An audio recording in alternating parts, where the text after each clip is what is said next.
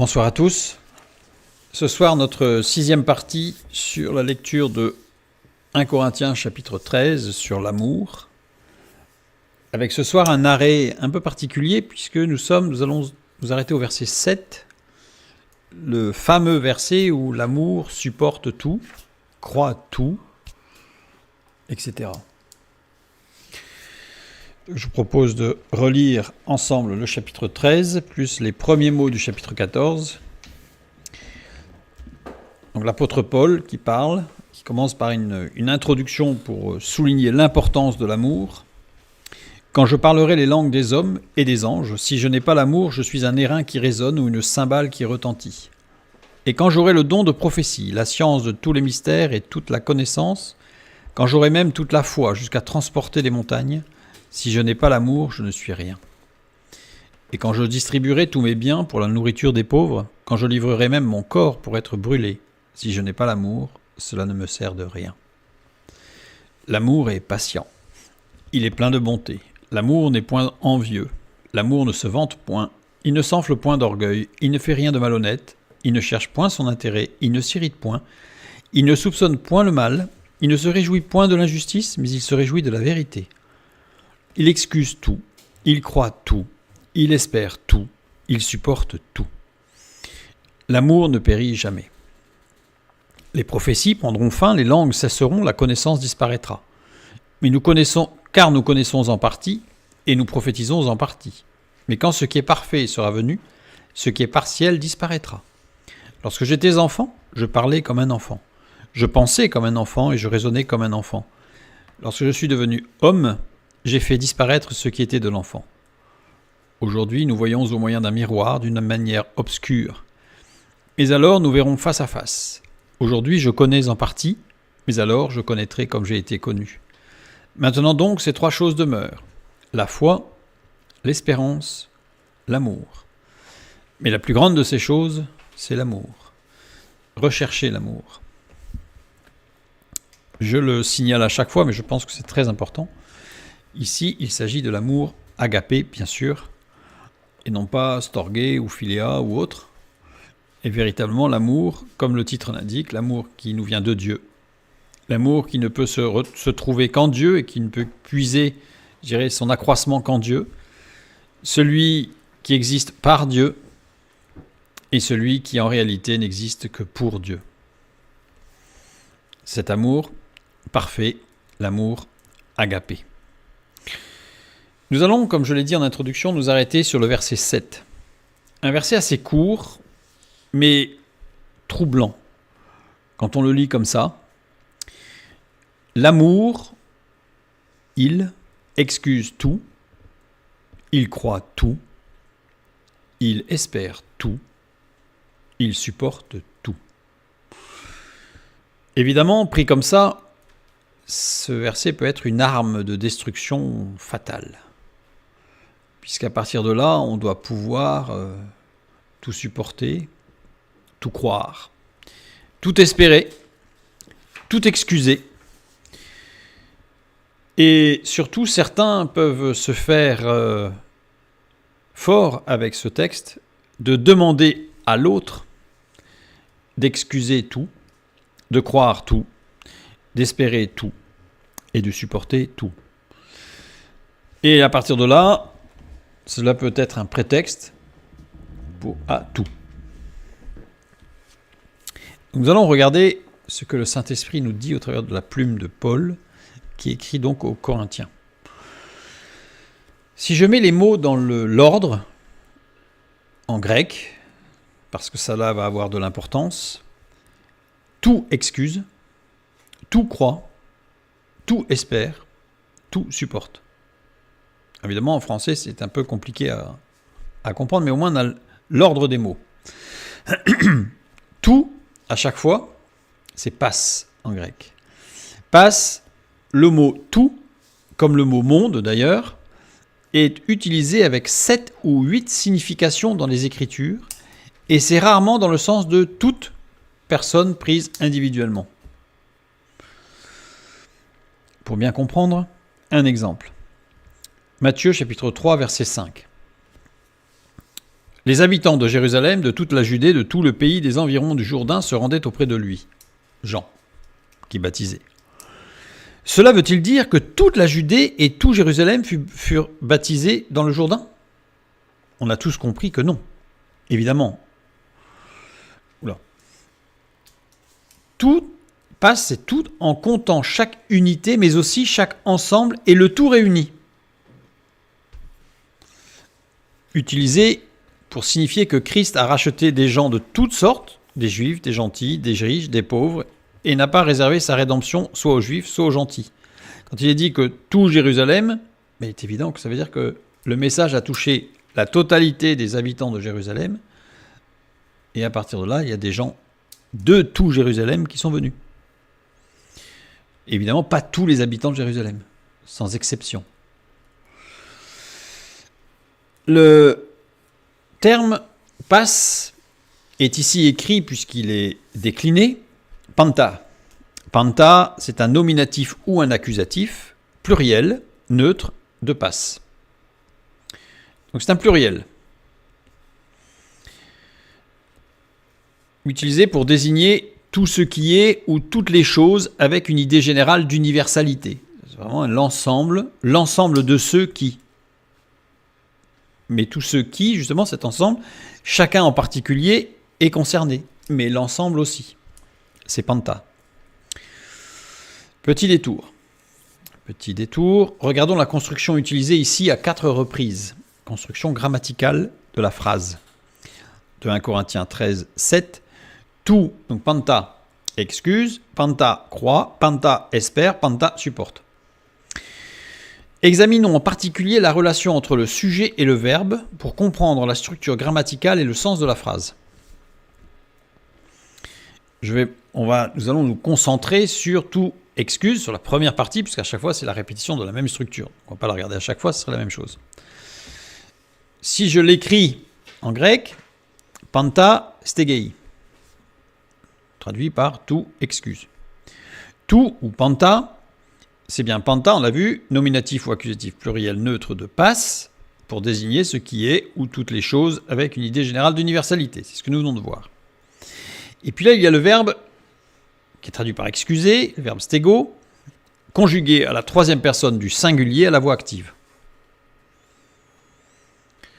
Voix active, c'est-à-dire que le sujet fait l'action. C'est le sujet qui fait l'action, puisque nous sommes dans la voix active. Dans cette construction, panta fonctionne comme le sujet de la phrase, puisque panta stegei. Pourtant, nous avons un sujet pluriel, panta, et un verbe au singulier, ce qui pose un problème. La structure ainsi rencontrée dans l'Ancien Testament est assez fréquente, avec Elohim, qui est un pluriel, et puis Elohim Bacha, Dieu créa, Dieu. Le terme Elohim est un pluriel de 3, et Bacha est un verbe au singulier. Mais cette structure, on la retrouve assez fréquemment quand il s'agit de Dieu dans l'Ancien Testament, mais dans le Nouveau Testament en grec, c'est quand même pas très fréquent. Dans des contextes où le sujet est un terme qui représente une idée ou un ensemble, comme tout, panta, le verbe peut être au singulier, même si le sujet est au pluriel en grec. Évidemment, en français, ça ne le fait pas. Je vais donner 2 exemples classiques. Quand je parle classique, c'est-à-dire de la littérature classique, pour montrer ce qu'il en est. Nous avons cette phrase, panta korei kai uden menei. Alors, korei kai, il y a un espace entre korei et kai. Faute de frappe ici. Traduction, tout passe et rien ne demeure. Une citation de Platon dans le Cratyle. Le verbe ici, le verbe choréo conjugué à la troisième personne du singulier, choréi, alors que le sujet, panta, est un pluriel. Tout passe et rien ne demeure. En français, il aurait fallu écrire, pour correspondre, mais il y aurait eu une faute évidemment, tout T-O-U-S passe E. Évidemment, dans la traduction, on met tout T-O-U-T parce que sinon ça choquerait, ce qui est logique, puisque dans notre structure grammaticale, ce n'est pas possible. C'est ce qui rend parfois des traductions difficiles d'ailleurs, puisqu'il y a des structures grammaticales qui sont existantes dans une langue et pas dans l'autre. Ça complexifie énormément la traduction. Une autre phrase qui est assez connue dans l'univers helléniste, classique, pantarei. Pantarei, tout passe. Tout passe, c'est Héraclite d'Éphèse. Alors, dans Fragments 12 et 91, je ne rentre pas dans le débat, on dit que c'est lui qui a dit, mais on n'est pas sûr que c'est lui qui l'ait vraiment dit. Enfin, peu importe. En tout cas, c'est la structure grammaticale qui nous intéresse et non pas l'auteur. Donc, tout passe. Panta, rei. Rei, verbe reo, conjugué à la troisième personne du singulier. Donc, on a régulièrement, en fait, en grec, ce n'est pas une particularité unique qu'on trouve ici dans la Bible, dans le texte de Corinthiens, Paul s'adressant en plus à des Grecs, donc cette structure ne choque pas du tout les Grecs. Donc ça veut dire qu'on a un sujet pluriel, là dans un cas particulier, avec un verbe au singulier. Je reviens sur notre verset 7. Ça veut dire que dans la phrase, panta est le sujet de chaque verbe du verset, et non pas l'amour. Alors, certains vont me dire, certains qui pourraient maîtriser le grec pourraient me dire, oui, mais on peut aussi le lire comme étant l'amour sujet et tout complément. On va y venir sur cette lecture à la fin. On va rentrer dans une lecture qui semble plus logique, en tout cas telle qu'elle est structurée au niveau graphique, puisque panta est bien situé avant. Alors c'est vrai qu'en grec, on peut aussi intervertir, puisqu'il y a des déclinaisons qui me permettent de savoir en fait quel est l'ordre des mots, un peu comme en allemand. Nous allons nous focaliser sur cette lecture et nous viendrons sur l'autre lecture à la fin. Assez brièvement d'ailleurs sur l'autre lecture. Donc reprenons notre verset 7. Maintenant, tout excuse, tout croit, tout espère. Nous allons nous arrêter maintenant sur l'excuse. Stego, le verbe stego, qui veut dire couvrir, recouvrir, qui veut dire protéger, défendre, qui veut dire cacher, tenir caché, ou contenir, renfermer. Alors, je reviens un peu en arrière. Remarquons que le verbe excuser ne fait pas partie de la traduction classique, c'est-à-dire que si vous prenez le dictionnaire, vous n'avez pas l'excuse. Excuser n'est pas dedans. Faisons un détour. Pour comprendre certaines choses, je vais faire un détour sur des choses que nous avons déjà vues, mais qu'il me semble impératif de rappeler ici, en détail, pour bien comprendre ce que dit l'apôtre Paul, parce que c'est fondamental sur l'amour de Dieu. 1 Corinthiens 10, 13, nous lisons. « Aucune tentation ne vous est survenue qui n'ait été humaine, et Dieu, qui est fidèle, ne permettra pas que vous soyez tentés au-delà de vos forces, mais avec la tentation, il préparera aussi le moyen d'en sortir, afin que vous puissiez la supporter. » Le mot fidèle ici, Dieu qui est fidèle, c'est pistos. Pistos, fidèle, juste, loyal. On y voit la racine de pistis, le mot foi. La première partie du verset 13, manifestement, Dieu est juste, puisque aucune tentation ne vous est survenue qui n'ait été humaine, et Dieu qui est fidèle ne permettra pas que vous soyez tentés au-delà de vos forces. Il est juste, précis. Il est juste dans une justice parfaite, il est juste dans une justesse parfaite. Il est juste. Et dans la deuxième partie du verset, nous voyons que Dieu est manifestement amour, parce que il y a la tentation, juste, mais systématiquement, il y a le moyen d'en sortir.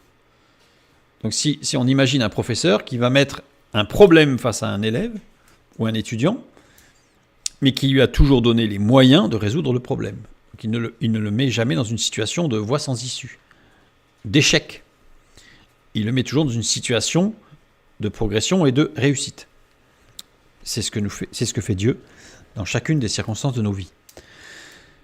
Mais parfois, il suffit juste de regarder certaines circonstances de nos vies pour se rendre compte que on ne voit pas trop cet aspect-là. Alors, je vais prendre un exemple que j'aime utiliser parce je trouve qu'il est assez clair. On imagine, nous, chacun de nous sommes comme ce dessin, ce disque, avec différentes parties de nous. avec des émotions négatives, qui peuvent être l'agressivité, la frustration, le trouble, la dépression, la folie, la haine, des tensions, la crainte, la peur, etc. Donc ce sont des émotions négatives. Et puis d'un autre côté, on a des émotions positives. Le calme, le bonheur, la lucidité, l'entrain, la satisfaction, l'affection, la gentillesse, des choses positives. Et nous sommes en permanence, en fait, remplis d'émotions. Alors, selon les circonstances, on va basculer plus d'un côté que de l'autre, mais on est rempli de toutes sortes d'émotions qui vont se traduire par des actions ou par des états. Les états sera plutôt à l'intérieur, ici, le sang-froid, le bien-être, la bienveillance, du côté positif. Et puis, de l'autre côté, on a plutôt la malveillance, le mal-être, ou l'anxiété, qui sont quand même des choses négatives et qui sont des états. Et puis à l'extérieur de ce disque, on représente des actions qui va se révéler en fait par des actions. L'audace, l'assurance, l'aisance, ou la sérénité, ou la joie, ou le rire. Donc il y a pour les côtés positifs. Puis côté négatif, il va y avoir plutôt des moments de refoulement, des moments de mépris, des moments de remords, etc., ou de torpeur, de fatigue. Voilà. Donc on est en permanence confronté à différents états, différentes émotions et différentes actions. C'est notre être, c'est nous. Alors nous, on est au milieu. On est un petit peu ce petit disque que j'ai représenté en un peu transparent, blanc, rouge. Et ce qui va se passer, c'est qu'au fur et à mesure de notre existence, il va y avoir des ressorts qui vont nous attirer d'un côté ou de l'autre, sur un sentiment, une émotion, une action différente. Chaque ressort représente une expérience, consciente ou inconsciente d'ailleurs. Donc on a de multiples ressorts, c'est-à-dire que tout au long de notre existence, nous accumulons des expériences, parfois très complexes, avec même des choses qui sont complètement inconscientes. On voit certains traumatismes carrément, qui sont totalement inconscients dans leur implication profonde. On a l'impression que c'est bon, tout va bien, on est guéri, puis en fait, on se rend compte qu'au bout de quelques mois, quelques années, on rencontre une situation qui fait que ça déclenche quelque chose et en fait, on n'était pas guéri. Donc il y a des choses comme ça qui sont en nous, on n'en a pas forcément conscience, mais elles sont. Puis il y en a d'autres, on en a totalement conscience, on connaît nos limites. Alors ces expériences conscientes ou inconscientes sont induites par notre éducation, premièrement, je dirais, en fonction de la famille dans laquelle nous avons grandi, puisque nous avons tous grandi, et oui. Donc dans une famille, dans un contexte socio-culturel, spirituel, chacun a son cheminement. Et donc cette éducation nous a peut-être transporté plus d'un côté positif ou peut-être plus d'un côté négatif. Si on est dans une famille en fait, où ça crie tout le temps, où il y a de la violence, on va forcément être plutôt du côté des émotions négatives, avec des réactions plutôt négatives, plutôt que si on est dans une famille qui plutôt montre l'équilibre, le calme, etc. On a notre culture. En fonction de là où nous avons grandi ou là où nous vivons, eh bien, nous allons être impactés plus ou moins par des émotions, par des choses qui sont culturellement fortes, positives et ou négatives. Donc pareil, on va se transporter en fait au fur et à mesure et c'est pas quelque chose de figé. C'est-à-dire que tous ces ressorts-là, en fait, s'appliquent en permanence en fonction de ce que nous rencontrons. Et puis, il y a nos relations. C'est-à-dire que non seulement il y a la culture, mais il y a aussi nos relations. Souvent, si on parle d'une relation toxique, quand on emploie cette expression, on sait tout de suite que c'est très négatif. Donc nos relations vont aussi nous amener à vivre d'autres tensions internes ou au contraire d'autres détentes, peu importe. En tous les cas, tout ça, c'est vraiment un ensemble de choses qui font ce que nous sommes et la manière dont nous réagissons. Dieu conduit ainsi toutes les choses et toutes les actions de tout l'univers et de tout individu. On insiste sur tout, passe le panta. C'est-à-dire, c'est Dieu qui gère tout, chaque ressort, chaque expérience, chaque impact, mais toujours à l'idée du texte que nous avons lu tout à l'heure, c'est-à-dire qu'il est juste, c'est-à-dire que ça ne sera jamais trop. C'est juste ce qu'il faut pour. Il y a un but, avec toujours une solution, toujours un chemin de sortie, qui n'est peut-être pas facile, attention, mais il y a un chemin de sortie et il a prévu qu'il soit praticable, c'est-à-dire qu'il puisse être emprunté, ce chemin de sortie. C'est la puissance de Dieu. Donc à chaque instant qui passe, on a vu tout à l'heure que tout passe, à chaque instant qui passe, Dieu agit. Pour amener chacun au point d'équilibre parfait à un instant donné. Parce que l'objectif dans tout cela, c'est pas de nous faire voyager dans toutes les émotions pour les connaître. Ça, c'est la philosophie, ça, c'est plutôt la mythologie grecque ou même romaine, où les dieux jouent avec les hommes pour faire des expériences émotionnelles ou pour amener à expérimenter des choses, mais sans but réel. Alors que dans la parole de Dieu, nous voyons que notre Dieu créateur, lui, qui est le seul Dieu, nous amène toutes ces expériences dans un but particulier. Ce but, c'est qu'à un moment donné, tous les ressorts que nous avons, toutes les tensions que nous avons emmagasinées tout au long de notre existence et de notre vie, et bien que tous ces ressorts s'équilibrent. Et au moment où tous les ressorts vont s'équilibrer, donc il va y avoir des émotions fortes d'un sens puis dans l'autre, à d'autres moments, et tout ça, ça va être dans une mécanique extraordinaire, infinie, puisqu'il faut imaginer des milliards de ressorts qui vont se compenser, et à un moment donné de notre existence, on va se retrouver exactement au centre. Et à partir du moment où on est exactement au centre, c'est là qu'intervient le choix, où Dieu va nous dire, il va nous offrir le salut. Et là, au moment où on va répondre par oui ou par non, nous aurons une entière responsabilité de notre choix. C'est-à-dire que ce choix ne sera pas induit par une tension due à l'éducation, due à notre culture, due à nos relations, parce que justement on vient d'avoir une relation toxique avec un camarade, ou au contraire, une expérience extraordinaire. Donc, Dieu va tout équilibrer pour que notre réponse, notre réflexion soit portée avec une totale responsabilité sur le choix de dire oui à Dieu ou non. De dire oui au chemin que Dieu nous a tracé ou non. Et là, on va comprendre maintenant pourquoi tout, c'est égaux et non pas excuse. C'est-à-dire que on se rend compte que tout ce qui est, que toutes les choses que nous avons rencontrées, que nous vivons, que nous avons vécues et que nous vivrons, avec une idée générale d'universalité, c'est-à-dire que ce n'est pas que dans mon tout petit entourage, mais c'est même ce que je peux vivre de loin. Même une expérience que j'ai pu voir dans la rue, que j'ai pu rencontrer au travers du témoignage de quelqu'un, c'est aussi une autre expérience, qui certes n'a pas la même portée, mais qui aussi. J'ai entendu dire que, j'ai appris que. Tout ça, en fait, tout, ça donne le vertige, mais tout, en fait, contient l'amour agapé. Parce que tout a un but, que nous puissions être vraiment libres de dire oui à Dieu ou non. C'est-à-dire que Dieu ne nous contraint pas non plus au oui. Et là, on y voit un amour total, parce que l'amour total, justement, ne contraint pas. On ne peut pas aimer et contraindre. Ça ne va pas ensemble. Ce n'est pas de l'amour s'il y a de la contrainte. Au même titre que de l'amour souffrant, ça n'existe pas. On ne peut pas aimer dans la souffrance.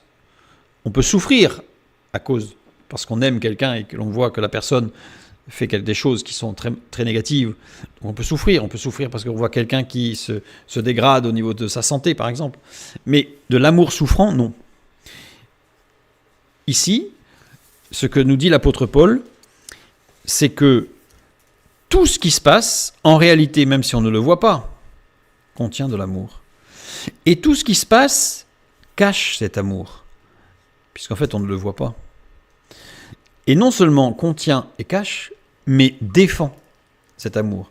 Parce que c'est parce que nous avons vécu tout cela et que nous arriverons jusqu'à ce point d'équilibre,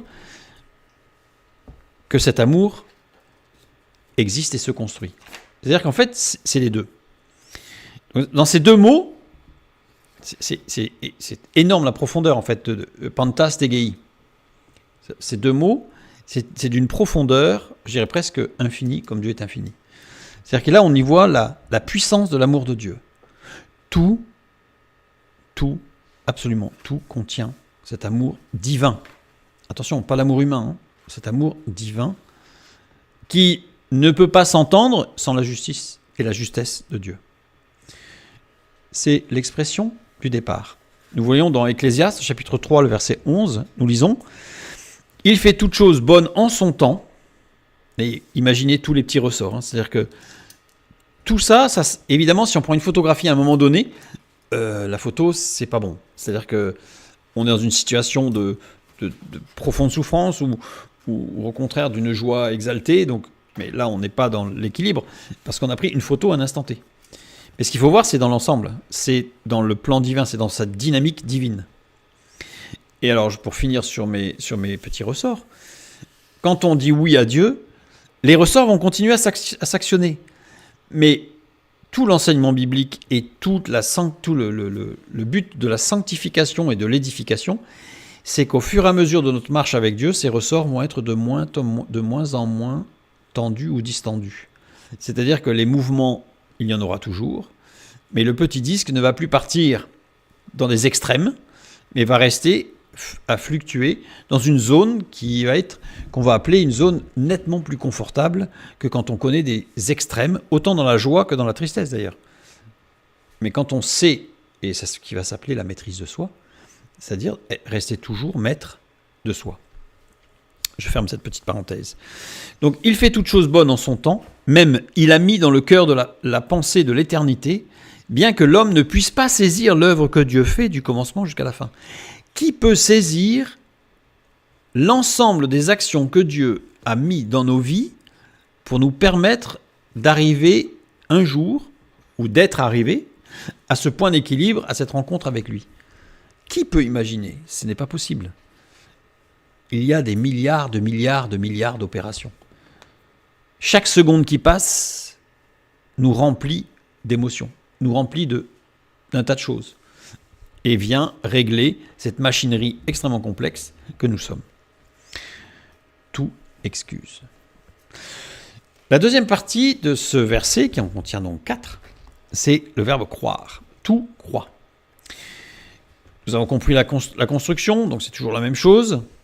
Le verbe croire ici, c'est pistéo. Pistéo, littéralement, recevoir le dépôt de quelque chose par quelqu'un. Ou se confier à quelqu'un. Pistéo vient du mot pistis. Pistis, qui est la foi. Devrait se traduire par un mot qui n'existe pas en français, parce que ce n'est pas le verbe croire. On pourrait dire le verbe foyer. Foyer, ça n'existe pas, mais il faudrait l'inventer, ou le retrouver, puisqu'en latin il existe, fio. Mais nous ne l'avons plus en français. Comme le latin, justement, qui a le verbe fio. Fio, ça se traduit pas, en fait, puisqu'on n'a pas le mot français en regard. On va dire croire, mais c'est pas croire. C'est autre chose. Étymologiquement lié à fides, justement. Et on a une définition, la fides est appelée du fait qu'elle est accomplie, fiat, ce qui a été décidé entre deux personnes. Donc, la foi implique, je dirais sémantiquement, dans sa structure sémantique, dans son origine de sens, implique une relation entre au moins deux personnes. On ne peut pas dire « j'ai la foi » s'il n'y a pas une relation intime avec quelqu'un ou quelque chose. On a la foi, c'est en relation avec quelqu'un.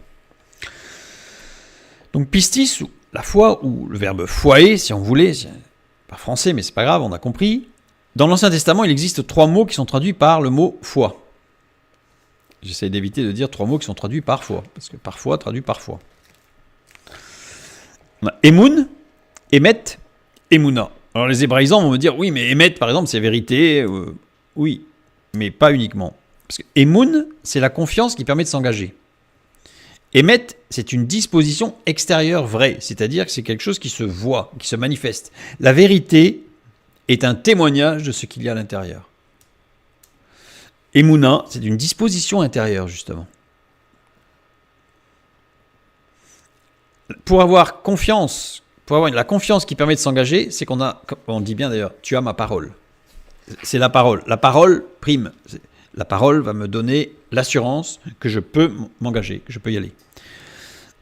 La disposition extérieure, c'est l'action. Et la disposition intérieure, c'est l'écoute. Il y a les 3 axes. La foi, 3 lettres en français, ce qui tombe bien. Donc foi, est la base de l'être social qu'est l'être humain. C'est-à-dire que la foi se manifeste et se décline, au même titre que l'amour agapé et l'amour modèle, l'amour parfait, qui va se décliner dans le storgé, dans le philia, etc. C'est-à-dire même dans le couple, au niveau de la famille, au niveau des amis, à des degrés différents, mais on doit retranscrire un petit peu agapé. Eh bien la foi doit être le modèle de nos relations avec l'autre, avec l'écoute, la parole, l'action. Il ne peut pas y avoir que l'écoute, il ne peut pas y avoir que la parole, il ne peut pas y avoir que l'action. Il doit y avoir les trois. Sinon, ce n'est pas la foi. Nous avons parole et écoute. La parole et l'écoute. Ça montre bien qu'il a été décidé que la foi intervient sur deux personnes. Parce que si je parle à mon miroir de toute façon ne me répondra pas. Il y en a qui s'écoutent beaucoup, mais ceux qui s'écoutent beaucoup ne se parlent pas. Bref, tout ça pour dire que il faut deux personnes pour que la foi soit effective. Pisteuo, ce verbe, caractérise une interaction fonctionnelle, objectivante, entre deux parties pleinement présentes. Ça, c'est pisteuo, pour reprendre un petit peu l'idée fondamentale qu'il y a derrière. Ce n'est pas que croire. Croire, ça reste sec.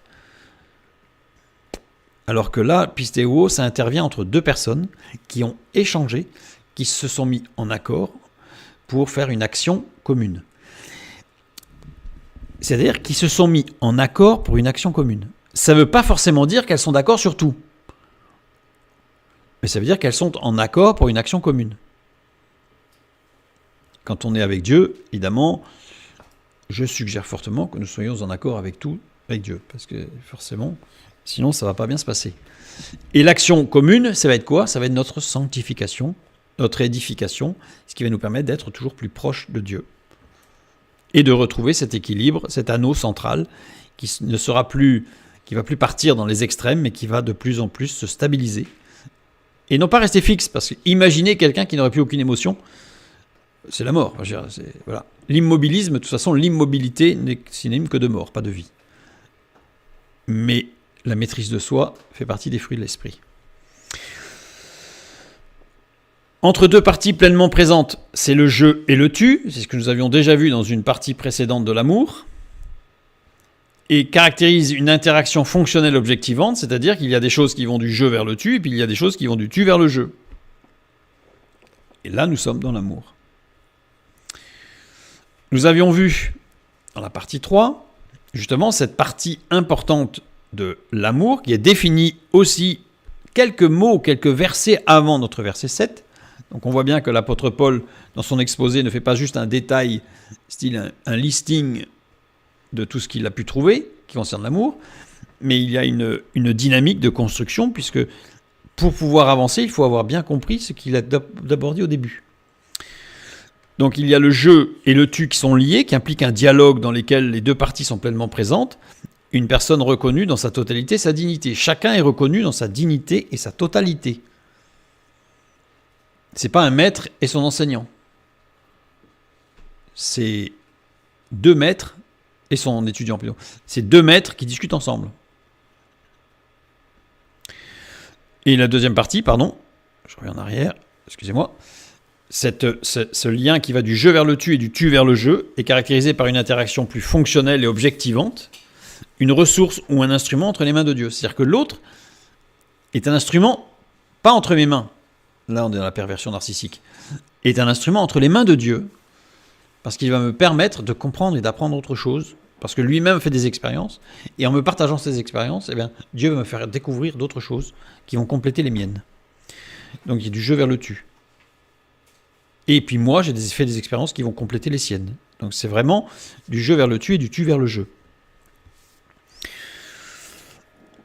Donc ici, si je reprends pisteuo, eh bien pisteuo, c'est tout ce qui est, cette phrase, tout croit, tout ce qui est, toutes les choses apporte et renforce l'amour agapé dans des interactions fonctionnelles et objectivantes.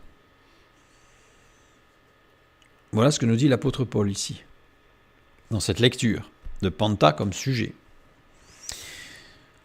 Nous continuons avec le verbe qui a été traduit par espérer, qui est elpizo. Elpizo, qui veut dire espérer, attendre le salut avec joie et confiance. C'est-à-dire que là, tout simplement, tout ce qui est, toutes les choses, projettent l'amour agapé dans une espérance de salut avec joie et confiance.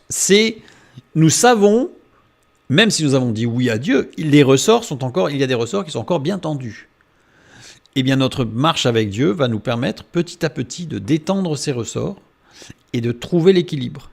C'est cette espérance qui, en réalité, est une manifestation de cette foi, pisteuo, dans l'amour, agapé, qui se trouve dans tout. C'est la progression du verset 7. C'est-à-dire que là, on avance et à chaque pas qu'on fait, à chaque virgule que l'on passe, on passe une étape. C'est-à-dire qu'ici, tout espère, c'est-à-dire que tout espère, c'est-à-dire que nous avons cette vision de cette construction divine dans une relation de dialogue forte, pisteuo, parce que l'amour se trouve en tout. C'est ce qui est stégo. Et on avance. Et on avance dans cette petite phrase qui se lit tellement vite. Romains 5,5, nous lisons « Or l'espérance ne trompe point, parce que l'amour, agapé, de Dieu est répandu dans nos cœurs par le Saint-Esprit qui nous a été donné. Sans cet amour agapé, c'est même pas la peine. Ce n'est même pas la peine. L'espérance sera déçue, trompée. Et elle va amener frustration, voire pire. Maintenant, supporte. Supporte upomeno. Upomeno, qui veut dire littéralement rester en arrière dans le pays. Qui veut dire attendre de pied ferme, soutenir le choc de quelque chose. Prendre sur soi, se charger d'eux, mais dans le but d'entreprendre. C'est-à-dire que c'est bien supporter, c'est-à-dire prendre une charge. Mais cette charge, on la prend dans le but d'entreprendre. C'est-à-dire que l'objectif, c'est pas... Il est très dynamique ce verbe. C'est-à-dire, je ne prends pas une charge et je suis écrasé sous ma charge et je suis statique, je ne bouge plus. Mais je prends un sac à dos, certes lourd, mais parce qu'il y a tout l'équipement qui va me servir au projet que je me suis fait d'aller partir sur une marche, peut-être d'aventure avec Dieu, j'en sais rien. Mais c'est là ce verbe supporter. Parce que là, tel que c'est traduit, l'amour supporte tout, on a l'impression que on serre les dents et puis on supporte quoi. Jusqu'au bout. Hein. Seigneur, reviens vite, parce que j'en peux plus. C'est pas ça du tout. Ce n'est pas ça du tout. Et un autre sens, en rester à persister dans. C'est-à-dire qu'il y a l'objectif de persister, mais on a vu qu'il y avait une progression dans ce verset 7, et on persiste dans cette progression, dans cette vision dynamique de la marche avec Dieu, dans l'amour. Dans l'amour. Tout ce qui est, toutes les choses, panta, enracine l'amour, en réalité, agapé, dans l'intériorité et produit la capacité d'entreprendre et de persévérer. En fait, je dirais presque, avec ce verset 7, nous avons un projet de vie avec Dieu qui se suffit. Là, on a largement de quoi faire. Donc, le chapitre 13 de 1 Corinthiens pourrait presque se condenser, je ne vais pas dire se résumer, se condenser, parce que c'est véritablement un condensé ici, dans ce verset 7, où tout excuse, tout croit, tout espère, tout supporte.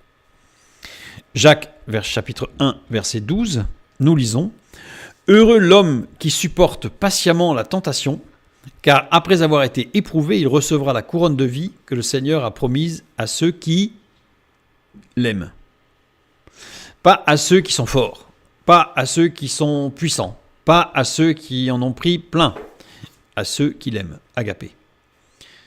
Parce que cette patience, cette persévérance ne peut exister que dans l'amour agapé. Sinon, une fois de plus, elle fera partie des expériences négatives qui vont tendre des ressorts, qui vont nous amener à avoir du ressentiment, parfois même de mauvais sentiments terribles, envers des frères et sœurs, ou pourquoi pas même lever le poing contre Dieu. C'est parce que si on sort, je dirais, de la zone couverte par l'amour agapé, nous ne pouvons plus manifester cette persévérance dans la foi qui espère parce qu'elle est portée par l'amour. Ça, c'est l'amour agapé.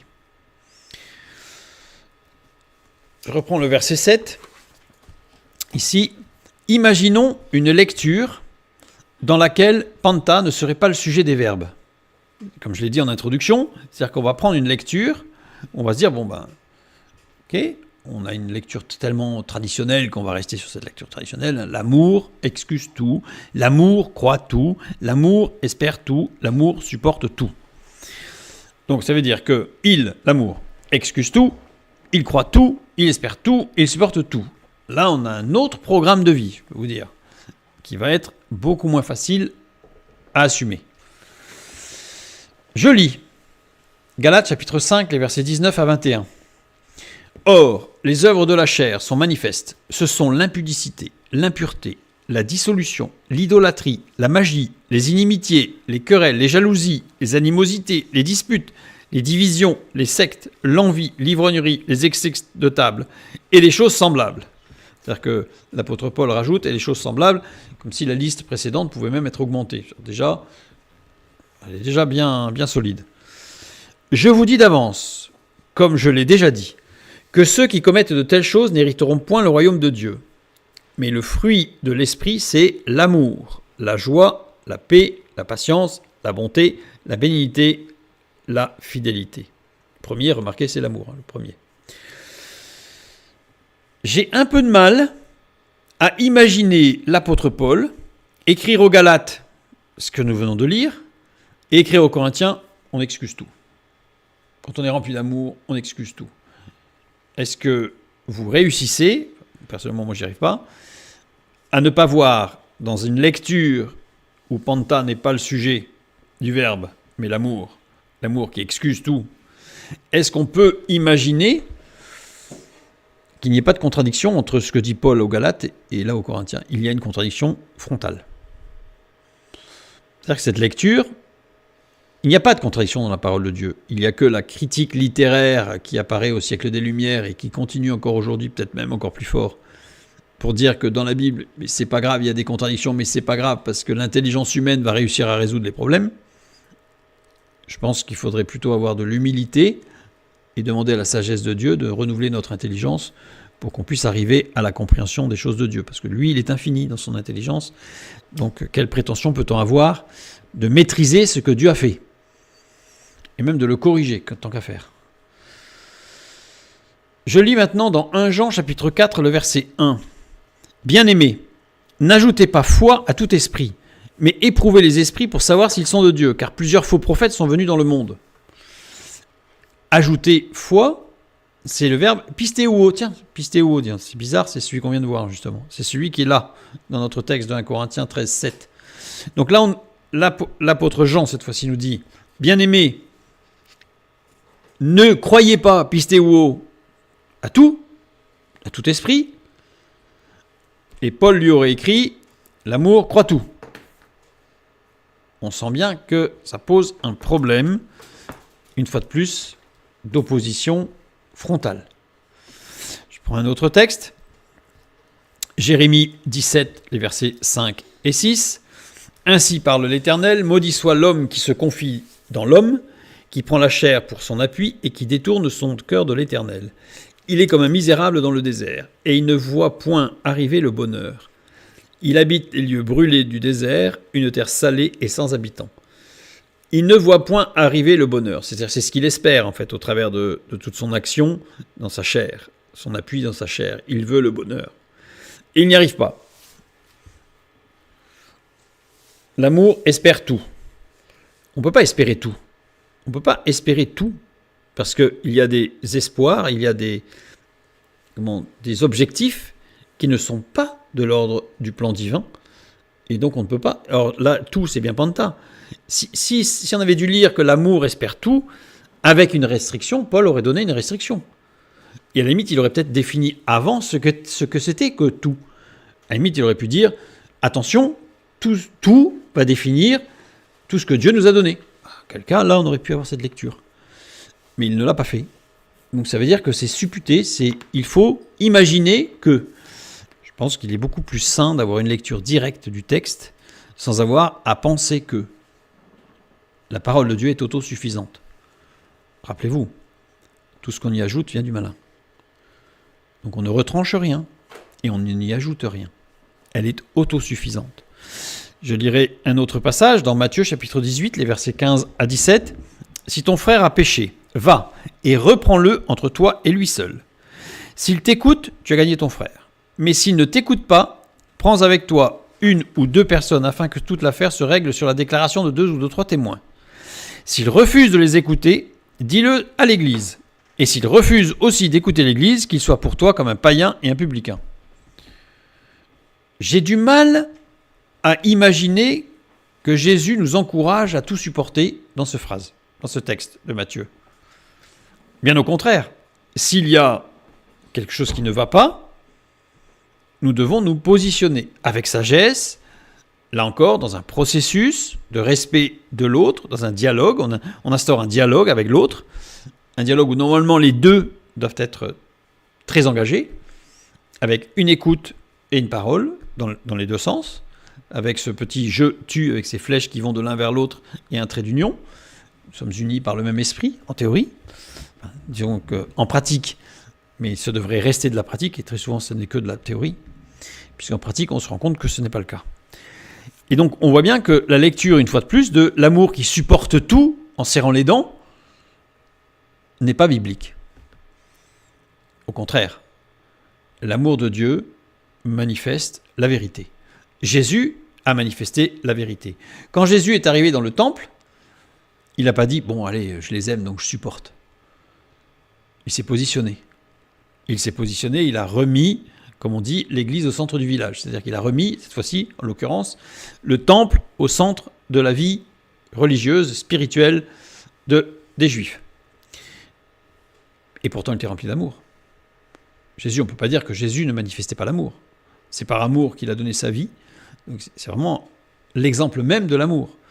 Mais cet amour qui ne supporte pas tout de façon comme ça, insensée, et au détriment de la vérité et de la justice. L'amour, au contraire, s'applique à la vérité et à la justice, puisque nous avons vu, c'est un ensemble, en fait, avec pistéo, cette foi qui est dialogue avec action, écoute, parole, et les trois. Panta ne peut être que le sujet des verbes. C'est-à-dire que dans ce verset, dans cette partie de phrase, on ne peut pas imaginer une structure grammaticale qui imposerait une lecture qui serait contraire au texte biblique. J'en déduis qu'il est, je dirais, nécessaire de revenir à une lecture sémantique, construite, grammaticale, avec panta comme sujet, comme objectif, et évidemment de tout cela, c'est l'amour. Comme nous venons de le voir, avec cette dynamique extraordinaire qui nous amène à grandir, mais de façon extrêmement construite, solide, stable, fiable, encourageante, et non pas quelque chose qui ne nous engage qu'à souffrir, à nous enterrer et à nous ratatiner, à nous rabougrir, tellement on doit tout supporter, tout croire. En fait, on devient quasiment inexistant. Je terminerai notre 6e partie par le verset 13 de notre chapitre 13 de la première épître aux Corinthiens. Il me semble être... Maintenant, on comprend de mieux en mieux en fait, cet aspect fondamental de ce verset. Maintenant donc, ces 3 choses demeurent. La foi, dialogue, action. Dans le dialogue, il y a écoute, parole. L'espérance, l'amour. Mais la plus grande de ces choses, c'est l'amour. Parce que c'est l'amour. L'amour fait partie des éléments qui sous-tendent, qui alimentent, mais qui en même temps est le but de tout ce qui se passe dans notre vie tout entière, dans les actions de Dieu, dans tout le pantas. C'est-à-dire dans tout ce qui se passe. Chaque action vue, entendue, subie, ressentie, tout tout fait partie d'un ensemble impossible à comprendre, à concevoir, à imaginer, qui donne le vertige. Mais c'est un grand sujet de louange et d'adoration pour notre Père Céleste. Que Dieu vous bénisse et à bientôt.